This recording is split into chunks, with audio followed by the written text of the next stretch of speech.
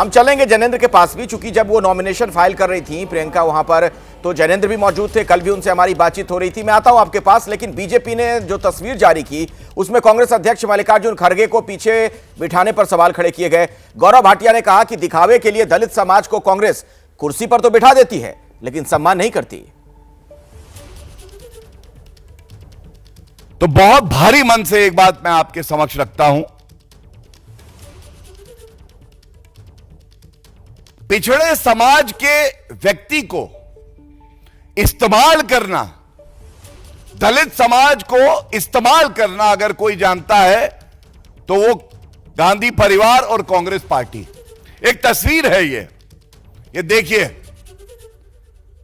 ये तस्वीर क्यों दिखा रहा हूं मैं आपको बताता हूं। यहां आगे बैठी हैं श्रीमती सोनिया गांधी जी, प्रियंका गांधी वाड्रा, और पीछे बैठे हैं कांग्रेस पार्टी के अध्यक्ष मल्लिकार्जुन खड़गे जी, जो कि पिछड़े समाज से आते हैं। यह क्या दर्शाता है? यह दर्शाता है नाम के लिए, राजनीतिक लाभ के लिए हम लोग पिछड़े समाज के व्यक्ति को किसी पद पे बैठाएंगे लेकिन रिमोट कंट्रोल से चलाएंगे। तो बीजेपी ने बहुत गंभीर आरोप लगाए हैं। आरोपों की सच्चाई क्या है आशीष भी आपको बता रहे थे, और मेरे सहयोगी जैनेंद्र भी हमारे साथ जुड़े हुए हैं। मैं यहां दर्शकों को यह भी बता दूं कि कल जब नॉमिनेशन फाइल कर रही थी प्रियंका गांधी, उस वक्त जैनेंद्र वहीं कमरे के अंदर थे। उस वक्त भी जैनेंद्र आपसे मेरी बातचीत हो रही थी, आपने क्या देखा? क्या अपमानित किया गया खड़गे साहब को? बिल्कुल, देखिए बाकी बातें आशीष जी ने आपको बताई, जो बाकी बची हुई बात है वो मैं आपको बता रहा हूं। बीजेपी ने कहा है कि खड़गे पीछे बैठे थे, सोनिया गांधी आगे बैठी थी। ये पूरा सच नहीं है। दरअसल मल्लिकार्जुन खड़गे जब नामांकन कक्ष में दाखिल हुए तो वो प्रियंका गांधी के बगल में बैठे, एक तरफ राहुल गांधी बैठे थे प्रियंका के, दूसरी तरफ खड़गे बैठे थे। सोनिया गांधी पीछे बैठी थी।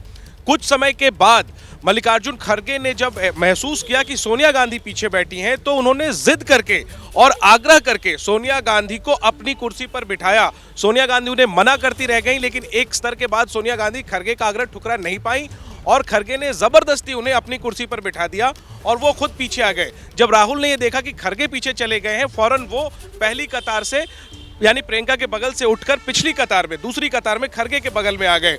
और इसके बाद कुछ ही पलों के बाद खड़गे को प्यास लगी थी, उन्होंने पानी पीने की इच्छा जताई, तो राहुल गांधी खड़गे के लिए पानी की व्यवस्था करने गेट के बाहर तक गए थे। तो ये इक्वेशन है मल्लिकार्जुन खड़गे का और गांधी फैमिली का। दरअसल लोकसभा चुनाव में हमने देखा कि खड़गे एक बात और बताइए जैनेंद्र, जो दलित समाज से आते हैं, जैनेंद्र एक बात और बताइए। एक और तस्वीर जारी की गई है, एक और वीडियो है जिसमें ग्लास के पीछे से झांकते हुए, दरवाजे के पीछे से झांकते हुए नजर आ रहे मल्लिकार्जुन खड़गे, वो क्या है? बिल्कुल अखिलेश, वो मैं आपको बताता हूं। आपको आशीष जी ने भी बताया कि कलपेट्टा बस स्टैंड से रोड शो शुरू हुआ, तकरीबन 1 किलोमीटर का रोड शो हुआ जिसमें राहुल और प्रियंका शामिल थे। इसके बाद और नामांकन से पहले तकरीबन 200 मीटर पहले एक सभा थी जिसको पहले प्रियंका ने संबोधित किया, फिर राहुल गांधी ने संबोधित किया, फिर खड़गे ने संबोधित किया। जब खड़गे संबोधित कर रहे थे तभी प्रियंका गांधी के एक सहयोगी ने उन्हें जानकारी दी कि नामांकन का समय हो गया है, डीसी आपका इंतजार कर रही है, जो रिटर्निंग ऑफिसर होती हैं। ये सुनते ही प्रियंका खड़ी हुई और उनके साथ उनके पति रॉबर्ट वाड्रा और बेटे रेहान वाड्रा भी गाड़ी में बैठकर नामांकन स्थल तक पहुंचे और प्रियंका ने पहुंचते ही नामांकन की प्रक्रिया शुरू कर दी। पहले सेट का नामांकन जब तक पूरा हुआ, जिसमें तकरीबन 5 से 10 मिनट लगा, तब तक राहुल गांधी, सोनिया गांधी और मल्लिकार्जुन खड़गे भी नामांकन कक्ष तक पहुंच गए थे। लेकिन चूंकि प्रक्रिया चल रही थी इसलिए तीनों ही नेताओं ने पहले इंतजार किया।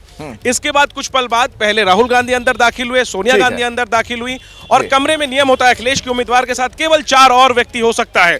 तो राहुल, सोनिया, रॉबर्ट और रेहान की वजह से वो संख्या पूरी हो रही थी।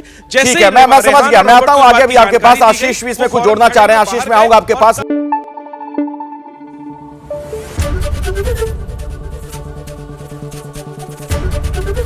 एबीपी न्यूज आपको रखे आगे।